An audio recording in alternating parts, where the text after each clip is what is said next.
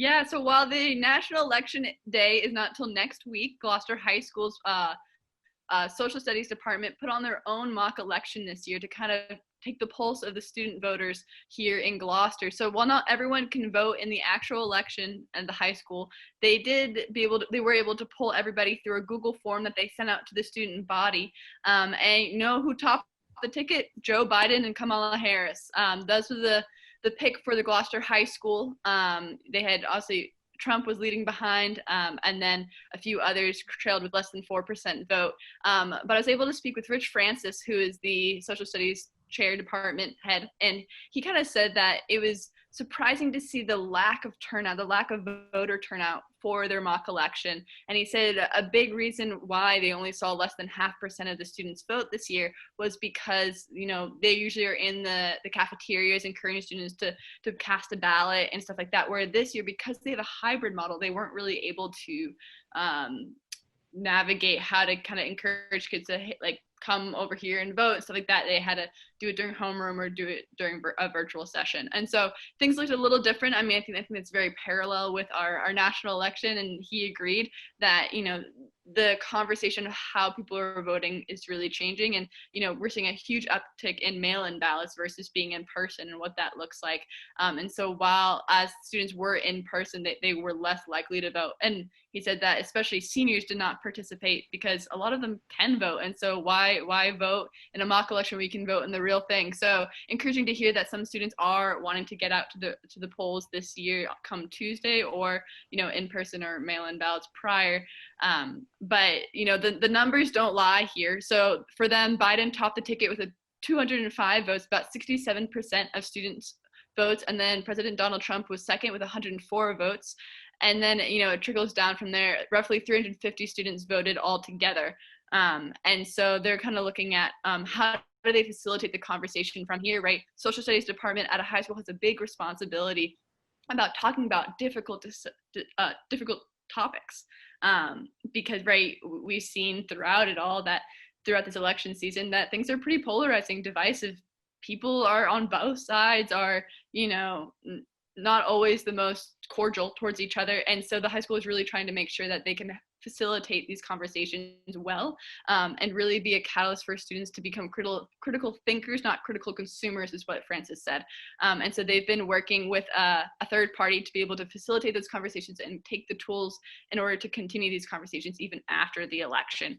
So encouraging to see the numbers of the results of both the president and vice president results, representatives in Congress, question 1, question 2, question 3, these things that we're talking about here in the city, they're all on our website from that mock election results. So question 1, right to repair, came in yes, 72% of students voted yes. Question 2, ranked choice voting, yes, 55%. And question 3, the debt exclusion override for here in the city for the combined elementary school, yes, 63%, no, 36%. And so those are the polls for the students. We'll hear what happens with the rest of the community next Tuesday. Great news from Dale Avenue as Sawyer Free Library reopens. On Friday at 10 a.m., people can go and be able to participate in some select on-site services at the Sawyer Free Library. So people will be able to go inside, you know, select different books and, you know, resources they might want. The library is providing different electronics for people who are in need of, you know, ebooks or videos, stuff like that.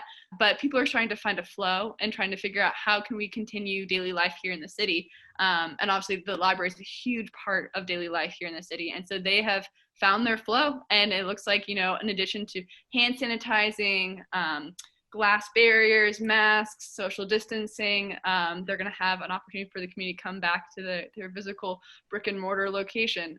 And in addition to that, they're going to have an opportunity for students to have a study hall space in the second floor to do their online remote learning, stuff like that. And so it's really encouraging to hear how the library is, you know, really stepping up their game and trying to bring people back into the community, but in a safe and responsible way. So that's exciting. That'll be happening on Friday, and we'll be following that as they continue out to see, you know, just how those things are unfolding as we continue to go into the colder months here. You've got more news for us, right, Taylor?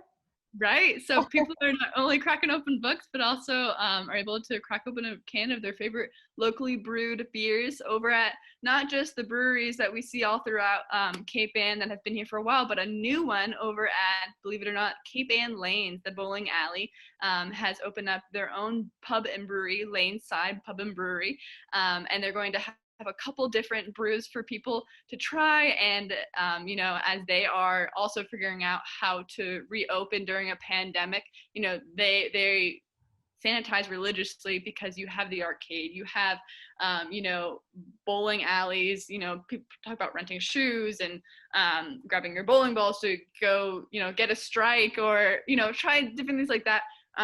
They're already upping the game, trying to sanitize as much as possible, but also, continue pursuing the things that they love. And so the owners over at Cape Ann Lanes are opening up their own brewery because it's a lifelong passion of theirs. And they had the opportunity to have their wedding reception, and they're a wonderful couple, and they had their wedding reception at Cape Ann Lanes, and they had, I believe it was October 8th Fest brew, and that was their brew for their wedding day. And so that's one of the ones that you can try if you go on over there.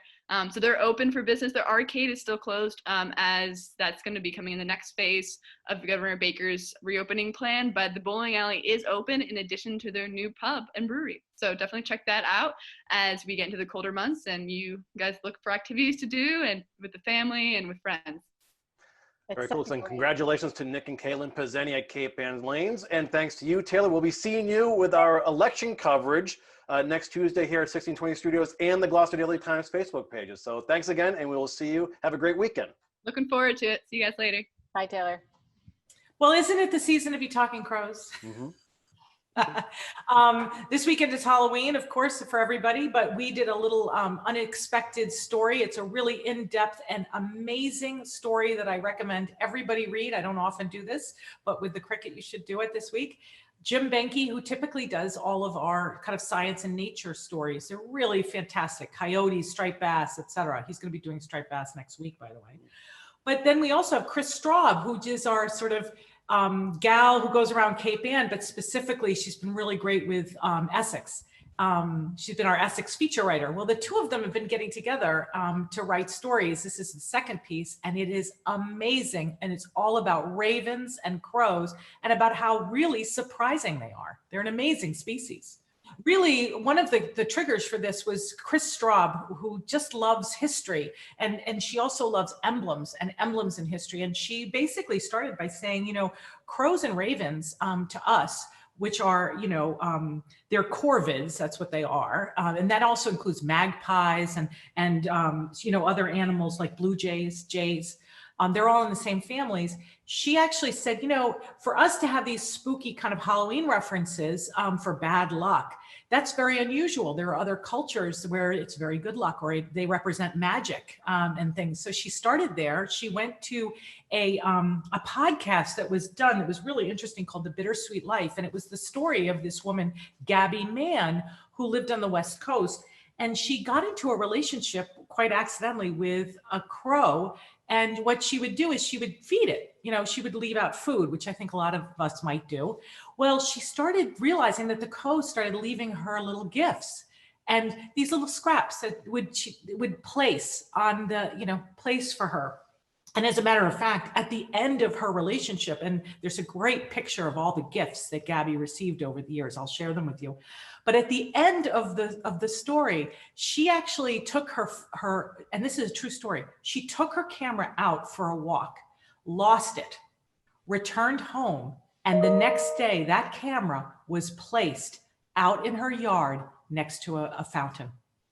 Great. Let's go back to the beginning. Crows are incredibly intelligent. Yeah. They have language abilities. They do things, they think of others, which apparently is a very big sort of evolutionary sharing and being nice to each other. It's an evolutionary benefit.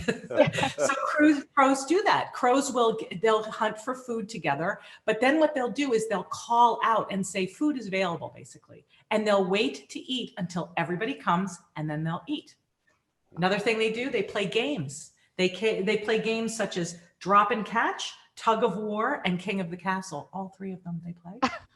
And then the other thing that I found interesting, and I'll leave it here, is They have what psychologists call, and I've never even heard of this, the theory of the mind. And theory of mind is the ability to infer what other people, other animals and people are thinking, and therefore act. It's one of the primary kind of gateways of development for game playing, because you can anticipate what somebody else is going to do and you can have fun with it. So isn't that a lovely way of thinking about crows? And That is really nice. Going into Halloween, when you see those, iconic images of a crow next to a pumpkin, we'll just know that crow is thinking happy thoughts. Exactly. Passionate. And to answer your question about locally, they did talk locally and do a lot of research locally. And they talked to the Audubon. The Audubon Society does their Christmas counting project. And apparently there are 120 species around the world of crows and ravens. Crows are about half the size of ravens. Ravens are more rare than crows because they're more reclusive. But we spoke to the Cape Ann, Robert, I'm going to butcher his name, Bushbaum. I apologize, Mr. Bushbaum, if I just got that wrong. But they have been sort of tracking them around Cape Ann, and Jim Benke spoke with him as well. Erika, we have Halloween's coming up Saturday. What is going on in Manchester? Well, it's been kind of a wild Halloween here in terms of just adjusting everybody's plan. Everybody here, they're dressing up. The houses are getting decorated, but we're being encouraged to just put candy out on a table, which I guess is what everybody's doing. There's no more coming to the door. We're prepared for that. But the Manchester Community Center had their annual carving contest, and decorating contest for pumpkins that they have usually every year from, this is my favorite, from age 0. From age 0 to 6. Yeah. 0 to 6. Yeah. Say what you will. Anyway, so this year they actually coordinated it last weekend, and some of the kids sent into the cricket it's not winning submissions, it was their submissions. And believe me, the fact that they were able to do it, they were beautiful this year. My favorite came from somebody we put on the front page, and I'll just show this. The headline is James and the Not So Giant But Awfully Good Pumpkin. And it was James who did his vampire pumpkin with a cast. He had a broken arm. And so we put him on the front page because he needed a shout out because he did a great job.